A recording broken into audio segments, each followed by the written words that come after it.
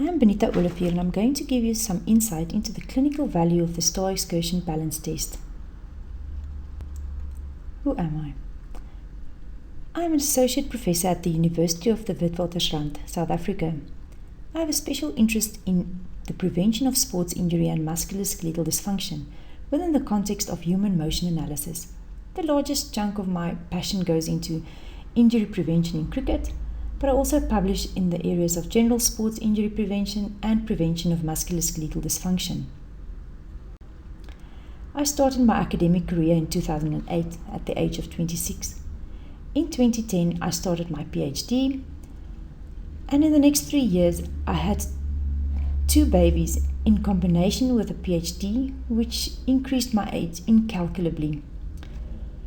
Luckily, this was only temporary, and after completion of my PhD in 2013, my age decreased immensely, up to the age of 26, where it will stay for the next 30 years.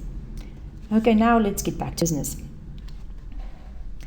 The balance between sports performance and sports injury is a crucial one. All athletes are out there to perform.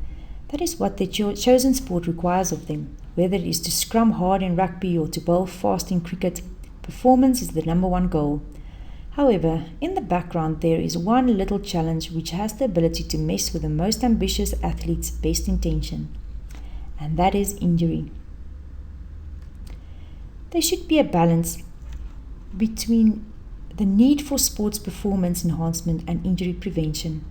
By improving dynamic postural control, sports performance can be enhanced and injury be prevented simultaneously. Dynamic postural control means a stable base of support whilst carrying out prescribed tasks, often causing the displacement of the center of mass outside the base of support. Improved postural control is important in sports actions due to their high load, dynamic and often asymmetrical nature. We also know from previous research that reduced dynamic postural control predisposes to injury. A lower extremity balance is one aspect of postural control. The STAR Excursion Balance Test was developed by Gary Gray in 1995. In Gary Gray's own words, if a test is not measurable, it's not a test, but rather a random movement. Originally, 8 reach directions were tested, but researchers found that there was redundancy in some of the reach directions, that some of the reach directions did not add additional value to the testing procedure. In this picture, you can see the original STAR Excursion Balance Test showing all 8 reach directions. And here you can see the modified STAR Excursion Balance Test showing 3 directions, namely the anterior, posterior medial and posterior lateral reach directions. And this is what the commercialized STAR Excursion Balance Test, called the Y Balance Test, looks like. So the STAR Excursion Balance Test is a functional test, which means that it mimics movements which are required in everyday life and sports participation, namely moving the center of gravity outside the base of support. It requires balance, proprioception, coordination, muscle strength and range of motion. Both the intra and inter-rater reliability are excellent of this test.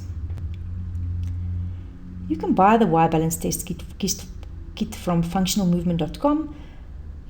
You may even be able to buy the STAR Excursion Balance Test mat, or you can make your own mat. It all depends on what your budget is like. To make your own STAR Excursion Balance Test mat, stick 3 measuring tapes onto the floor or onto a rubber mat or a piece of thick material. A length of 130 cm in each reach direction is more than enough. When you stick the measuring tapes on the floor, ensure that you use similar angles as shown in this figure. Let's commence with the testing. Allow the athlete to 4 practice trials followed by 2-minute rest. The leg that you stand on is the leg that gets tested. Start with the right toe in the middle of the grid and reach with the left foot to touch the furthest point possible on the tape measure. This distance is then recorded. The reach leg is then returned to the starting position. The trial is discarded and needs to be repeated if the athlete transfers weight onto the reach foot, fails to maintain unilateral stance, moves the stance leg, fails to return to the starting position, or fails to keep the hands on the hips. Start on the right foot in the anterior direction and thereafter repeat the direction on the left foot. Do the same with the posterior medial and posterior lateral directions. Repeat each reach direction 3 times.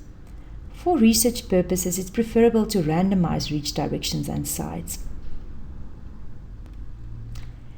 Each reach distance is normalized to leg length because an athlete with longer legs will be able to reach longer distances than one with shorter legs.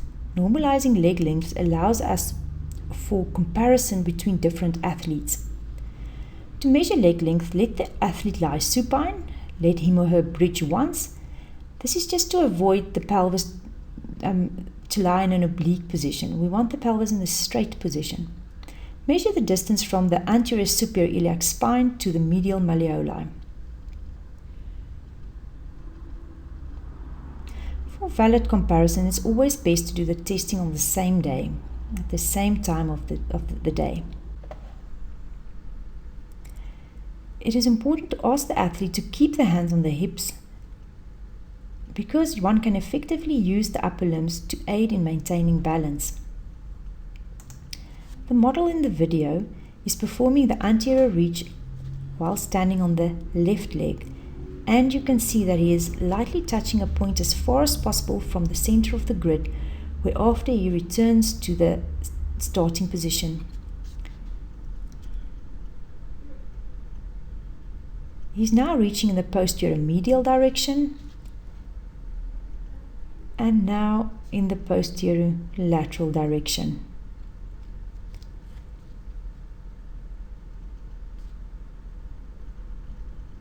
In this trial, he has transferred his weight onto his reach leg and the trial needs to be discarded. In this trial, he moved his stance leg and failed to return his reach foot to the starting position, and this trial also needs to be discarded and repeated.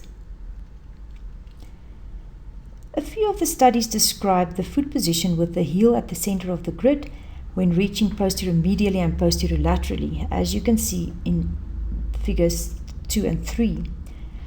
But most studies use the foot position where the toes are at the center of the grid, as you can see here. Once you are done, record the reach distance in each direction and on each foot. Also record the leg length as well as the dominance. To normalize the reach distance to leg length, divide the reach distance by the leg length times 100. This will give you the normalized reach distance as a percentage. Use the greatest of 3 trials in each reach direction to calculate the normalized and composite scores. To calculate the composite score, add the greatest reach distance from each direction and divide it by 3 times the leg length times 100. So the composite score is a combination of the reach distances in all 3 reach directions. One can either interpret the difference in the reach direction between the left and right side, as you can see what is happening here, or you can compare the composite scores or the individual reach distances to the norm, and these norms can be found in the research in previous studies. Here are some of the research which investigated the link between injury and reach distances. In athletes with chronic ankle instability, normalized reach distances was 2 to 4% more when standing on the unaffected side than when standing on the affected side. Also, reach distances of those with chronic ankle instability was 4 to 5% less than in healthy athletes. The risk of lower extremity injury was 2.3 times higher if there is a left-right difference of equal to or more than 4 centimeters. The risk of lower extremity injury was 2.8 times higher if the normalized reach distance was equal or less than 94%. In athletes with anterior cruciate ligament tears, shorter reach distances were found when compared to healthy athletes. Now that we know how to test lower extremity balance, How do we go about to improve lower extremity balance? Research shows that a variety of exercises can improve balance, and I'm going to elaborate on some of the exercise programs which have been used in these studies, and you can either refer to the studies or you can formulate your own exercise programs. Make sure you assess balance using the STAR Excursion balance test before you start your exercise program, so that you have a baseline to monitor your progress against. The following studies showed an improvement in balance. In one study, participants cycled on a stationary bike at 60 to 85% of their target heart rate for 25 to 40 minutes. In addition to this, a strength training program including a variety of exercises as listed on this slide also proved to be effective in improving lower extremity balance. A core stability training program using a Bozo ball and Eric's balance pad, as well as a study using a wobble board exercise program, improved balance as measured by the STAR Excursion balance test. One can also use the STAR Excursion balance test movements to improve lower extremity balance in addition to these exercise programs that have been listed here. So to use the STAR Excursion balance test movements in order to improve lower extremity balance, you can put the athlete with one leg standing on an unstable base, for example an Eric's balance pad or a wobble board, and then allow the athlete to do the STAR Excursion balance test reach directions in that position. You can remove vision as a balance strategy by performing the reach directions with the eyes closed. You can also throw a ball to the athlete while he or she reaches in a specific direction, and of course this should be done with the eyes open. Depending on which muscle you would like to activate, you can focus on specific reach directions.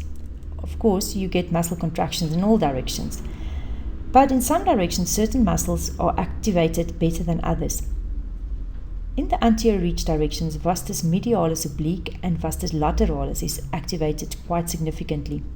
In the posterior medial reach direction, tibialis anterior works hard, and in the posterior lateral direction, biceps femoris and tibialis anterior is activated quite strongly. If you want to improve joint range of motion, a specific reach direction can also be used.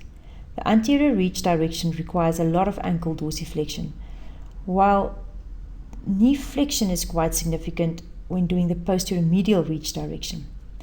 This specific research study could not find any specific joint range of motion which is more pronounced than the rest for the posterior lateral reach direction, but we have to assume that all joints need to move in the posterior lateral reach direction. If you would like to do some extra reading, you can always look at some of these valuable papers. These are just one of many valuable papers out there. Philippa et al. 2010 and Gribble et al. 2012. In closing, lower extremity balance is important in sports performance and injury prevention. The STAR Excursion balance test tests lower extremity balance. A significant difference between left and right reach distance can predict injury. Significantly low reach distances can predict injury. Lower extremity balance can be improved with exercise programs, and in this way injury can be prevented and performance can be enhanced. Thank you for the opportunity to share some clinically relevant information with you.